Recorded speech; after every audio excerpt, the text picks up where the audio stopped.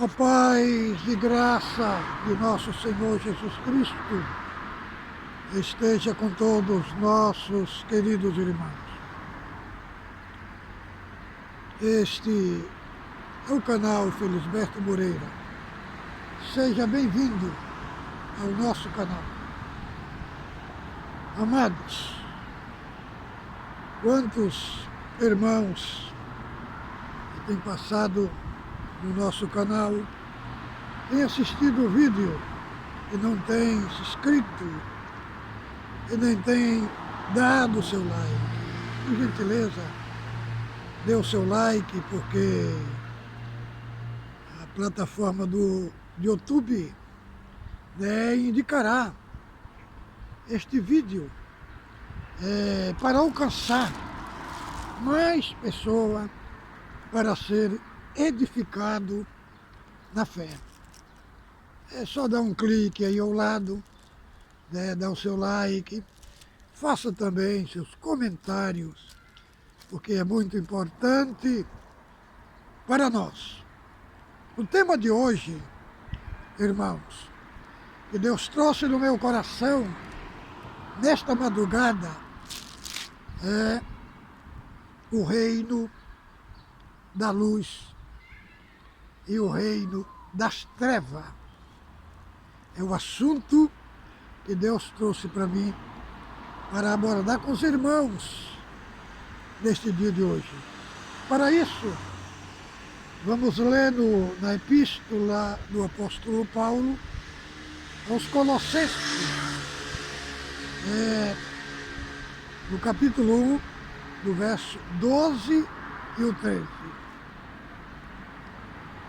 Dando graças ao Pai que nos fez idôneos para participar da herança dos santos na luz, o qual nos tirou da potestade das trevas e nos transportou para o reino do Filho do seu amor. Então, irmãos, nosso assunto de hoje é um assunto magnífico da nossa fé. Como nós devemos nos posicionar diante dos ataques malignos, satânicos.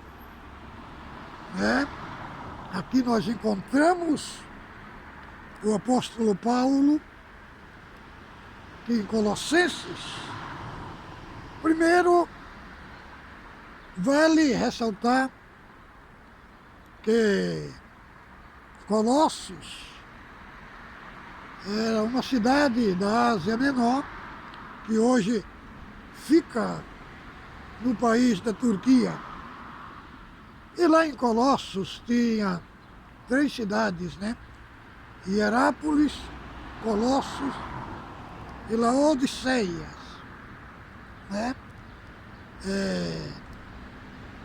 Hierápolis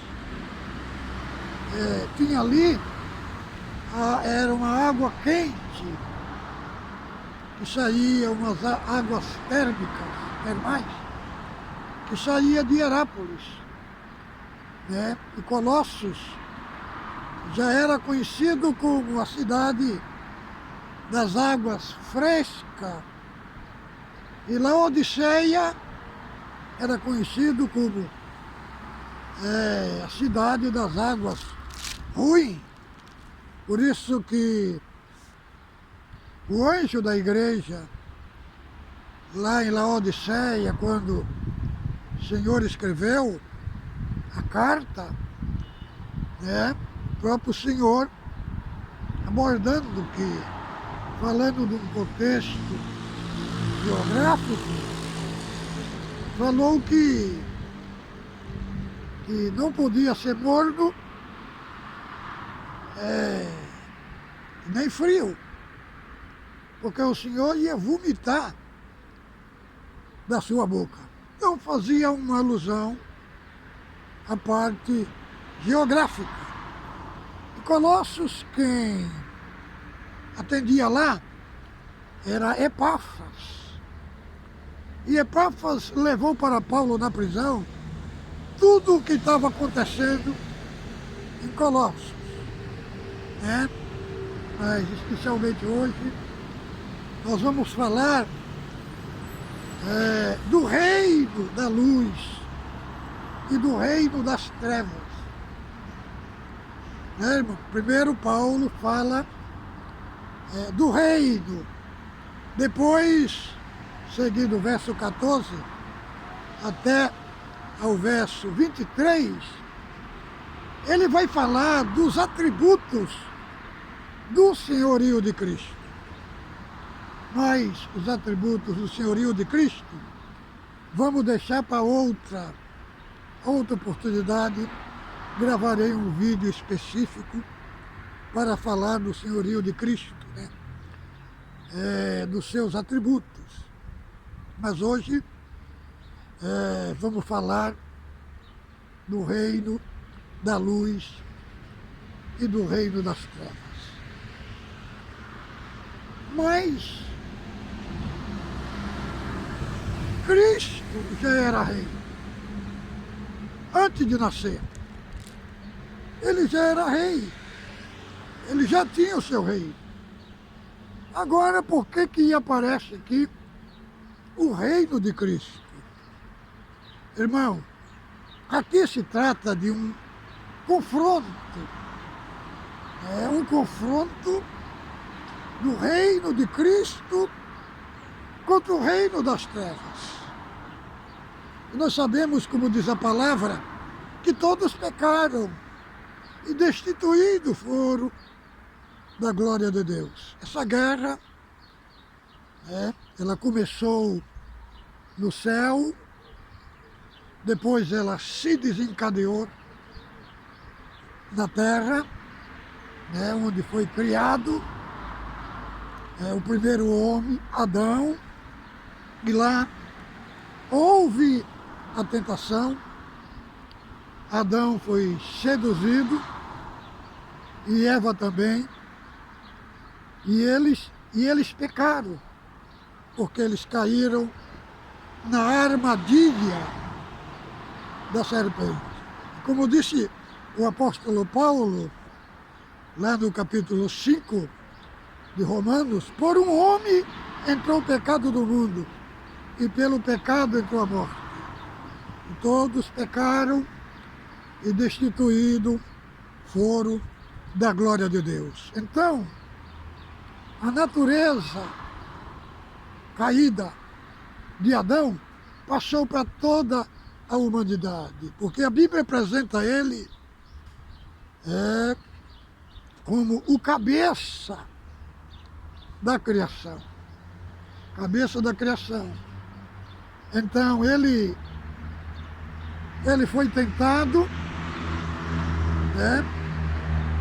caiu no pecado, e com ele também caiu toda a humanidade, porque ele era a cabeça da humanidade. Mas Paulo faz um contraste no capítulo 5 entre os dois Adão.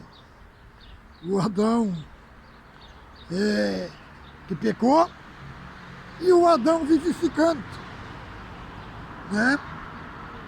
O Adão que pecou, ele caiu no laço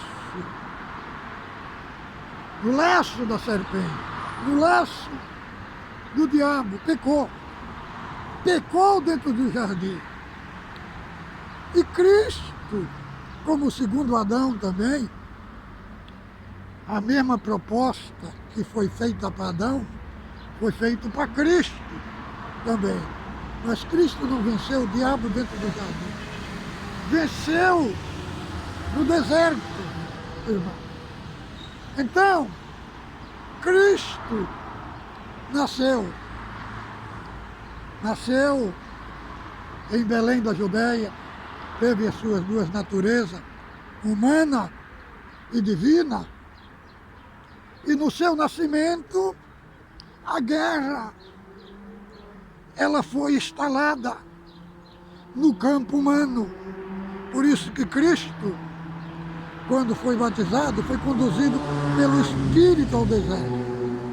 E no deserto, ele venceu o diabo. Quer dizer, foi o primeiro confronto do rei, do seu reino, contra o reino das trevas. E agora, quando chegamos aqui em Colossenses, o apóstolo Paulo, ele vai abordar sobre esses dois reinos que fomos tirados,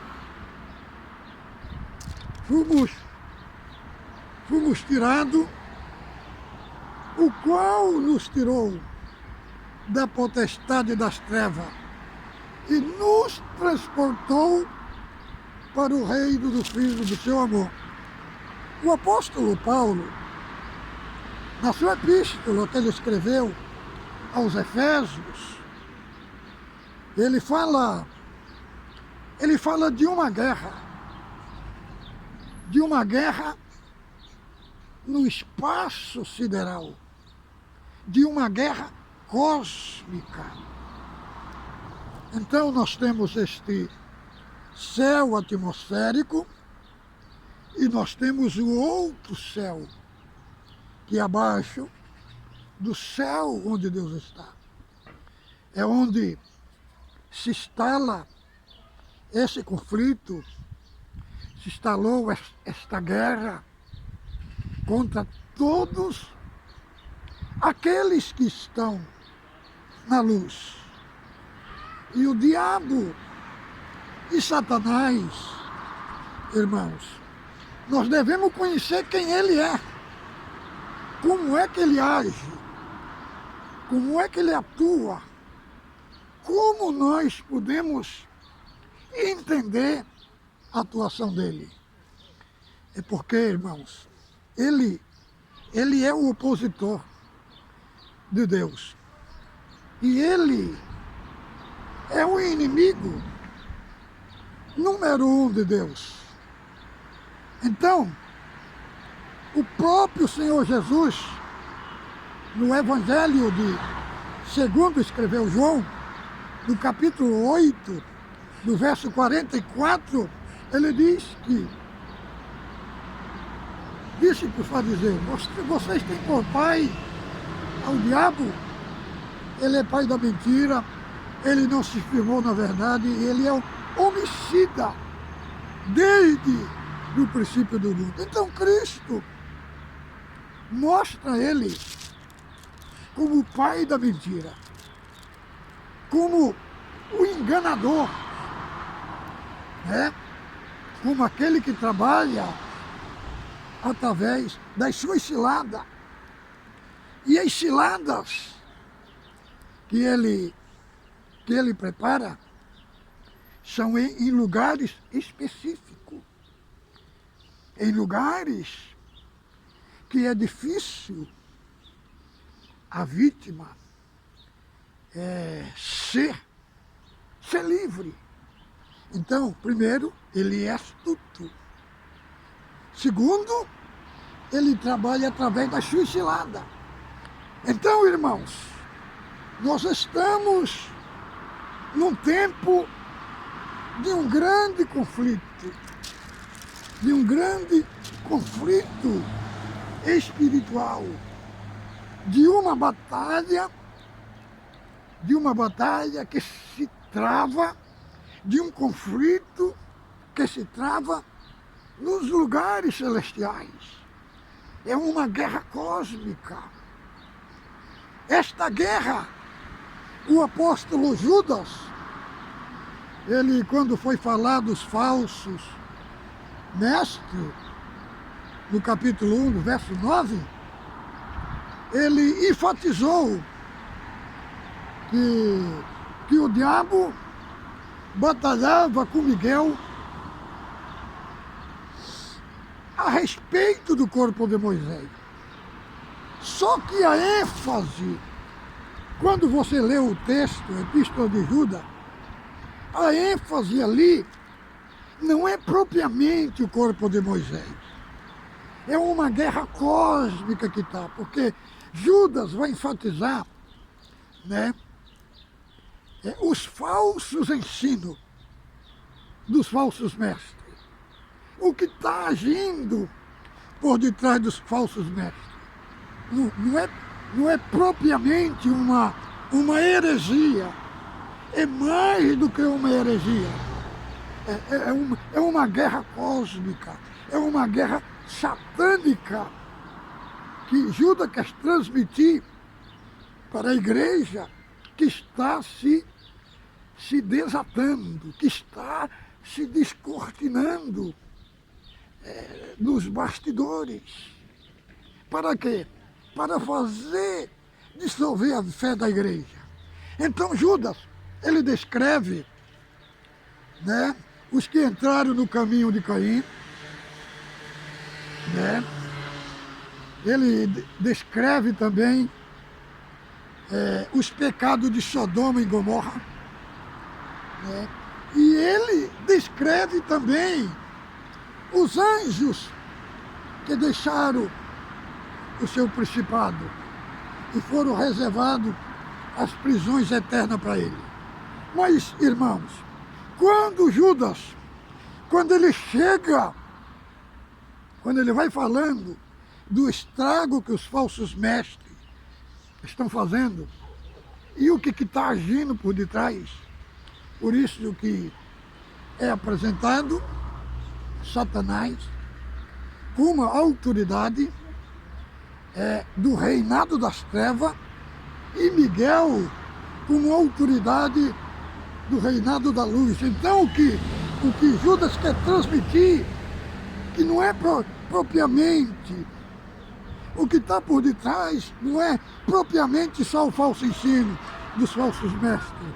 O que Judas quer transmitir, que tem uma guerra instalada, que tem uma guerra, que tem um conflito cósmico, que tem uma guerra que está se descortinando por detrás dos falsos mestres, que está introduzindo ele, mas que por detrás há uma ação satânica, há uma ação diabólica instalada. Mas aí quando ele fala do estrago, mas depois do verso 20, ele muda o foco da igreja. Ele muda o foco da igreja, ele tira o olho da igreja daquele cenário que está acontecendo. No verso 20 ele fala: mas vós, amados, edificando-vos a vossa fé e orando no Espírito Santo. Então ele tira o foco da igreja, da tragédia, do clima catastrófico, no sentido dos falsos mestres, e vira o olhar da igreja, irmão, para cima, para o céu. Então, irmão, o que eu quero trazer para os irmãos hoje aqui é para virar o seu foco para o céu, virar o seu foco para Deus, para a oração, porque quantos que são atacados pelas maus notícias que chegam, quantos que pega as propagandas, igual do Itaú, do Bradesco, propaganda falando do que o anticristo vai fazer, e joga no meio da igreja, no meio do povo. Não é dizer que nós não podemos, irmão, fazer. Só que isso daí, o que está fazendo? Você está dando, muitos estão dando audiência para o próprio inimigo, o próprio diabo e Satanás. Temos como, pela sabedoria, pelo dom de Deus, irmãos, entrar em outra esfera e colocar a igreja para ela buscar e se preparar para o que há de vir. Entendeu? Porque tem coisas que estão servindo de audiência. Tem coisas que o próprio diabo está batendo palma. Porque está divulgando aquilo que ele propôs de fazer. Então, o que está faltando, o que é, irmão? A sabedoria de Deus, de virar o foco daqueles que estão fragilizados para Deus. Falar, sim, a realidade, sabe? Mas uma realidade focada em Deus. Então, irmãos, aqui, Paulo, o apóstolo, ele fala de uma guerra, de uma realidade espiritual, de uma guerra que se descortinou diante dos nossos olhos, desde Adão, e ela só vai terminar na segunda vinda de Cristo. E o que temos que nos fazer? Temos que nos armar para esta guerra. É uma guerra progressiva, satânica e diabólica que está crescendo. Cada dia vamos mais na terra. Mas nós não devemos temer. Nós não devemos temer o que está vindo aí, irmãos. Essa guerra sempre ela houve na história da igreja. Embora ela vai se desembocar de uma forma, de uma guerra, de uma perseguição contra o povo de Deus, como nunca houve na história.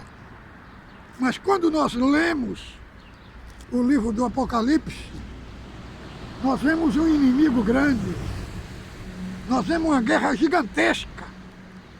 Mas quando nós lemos o último capítulo desta guerra, nós vemos que cai o anticristo, cai a besta, cai o falso profeta e a igreja é levantada da terra, glorificada.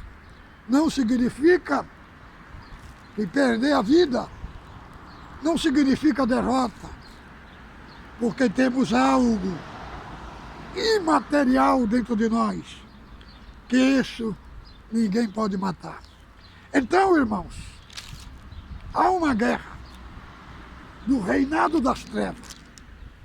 E o reinado das trevas, ele está vindo com tudo para cima da igreja, através das suas ideologias, através das suas filosofias, das suas mensagens subliminares, por detrás dos filmes, por detrás dos anúncios. Ele está anunciando o que ele quer fazer, o que ele vai fazer. Mas, irmãos, nós somos de um reino vencedor. Tudo isso que está no cenário, que está se descortinando, irmão, isso está dentro das profecias, está dentro dos propósitos de Deus. Todas essas coisas, ela tem que acontecer, ela tem que cumprir, porque se não cumprir, Cristo não virá. Então, qual é o nosso posicionamento diante de Deus, diante desta guerra? Irmãos, nosso posicionamento, nós devemos estar em espírito, devemos permanecer firme, não crer em tudo que é anunciado, mas nos aproximar de Deus. Tudo isso que está acontecendo irmão, ele tem um contexto de quê? De um juízo de Deus. Deus sempre usou a perversidade dos homens como no contexto da sua disciplina. Quando Nabucodonosor entrou em Jerusalém, pela profecia do profeta Jeremias, que matou velhos, matou moços, matou crianças, ele usou a maldade e levou o povo para o cativeiro. Toda aquela maldade foi feita por ele. Por detrás, Deus estava usando aquele contexto para disciplinar o seu povo. Então, é igual, é a parte da concorrência, da providência de Deus. Quando José foi vendido pelos seus irmãos para o Egito, ele não disse depois que os seus irmãos encontrou com ele: foi vocês que me venderam. Não, o que foi que ele falou? Foi Deus que me enviou diante da vossa face, para manter o vosso nome em sucessão. Será? Literalmente, será que foi Deus que enviou ele? Irmão, quando nós olhamos na parte literal, quem vendeu ele foram seus irmãos. Seus irmãos que venderam ele, colocaram ele dentro de um calabouço ali, pegaram a sua veste, mataram um carneiro e colocaram sangue nas suas roupas, para dizer que uma besta tinha despedaçado toda a perversidade do seu irmão. Só que tem uma coisa: Deus estava agindo por detrás daquela perversidade, não com uma perversidade, mas com uma forma de cumprir um propósito na vida de José e na vida dos seus irmãos. Então, irmão, é igual as águas lá do Rio Negro e Solimões. Quando encontra as duas águas, a preta não se mistura com aquela água branca, e com a divisa certinho no meio. Assim também é a sabedoria, é a soberania de Deus. Deus, quando ele age no cenário, o homem faz o mal do lado, Deus pega aquele mal, irmãos, e trabalha ali para cumprir um propósito. Então, é a mesma forma dessa epidemia. Os homens se usam dela para a maldade, mas Deus está por trás ali, agindo nos bastidores, usa ela como o quê? Como um castigo, como uma disciplina de Deus, para ver se o povo volta para Deus, se ajusta em Deus, se arrepende e volta para Deus. Então, irmão, é um contexto de uma guerra instalada, de uma guerra que está se descortinando cada dia mais. Então, por isso que o apóstolo Paulo, em Efésios, lá do capítulo 6, do verso 10, ele fala para o povo se revestir e tomar toda a armadura de Deus para permanecer firme no dia mau, porque a nossa luta não é contra a carne, não é contra o sangue, mas é contra as hostes espirituais da maldade nos lugares celestiais. Então, o âmbito deste lugar celestial é no espaço cósmico.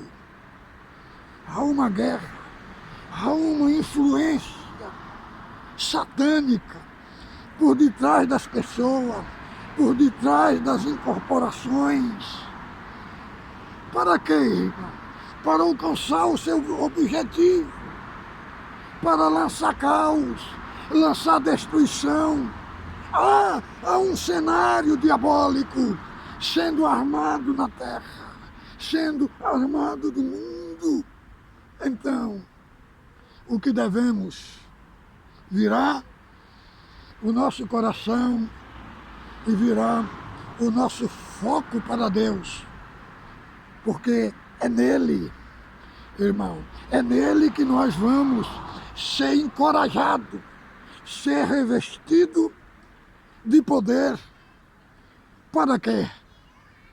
Para não deixar as coisas influenciar a nossa cabeça, tirar o nosso sono e nos desequilibrar, porque o sistema quer ver, é isso mesmo, o sistema quer ver cada um desequilibrado, atingido pelo mal, seu sistema emocional abalado, destruído. Mas o que Deus traz para nós aqui, irmão, há um Deus nos céus e na terra, e nós estamos no reino de Cristo, nós estamos debaixo do senhorio de Cristo, e nele, irmão, é que nós encontramos consolo, é que nós encontramos força para vencer toda a guerra diabólica. Então fique com Deus, a paz de Deus, com todos nossos queridos irmãos em Cristo Jesus.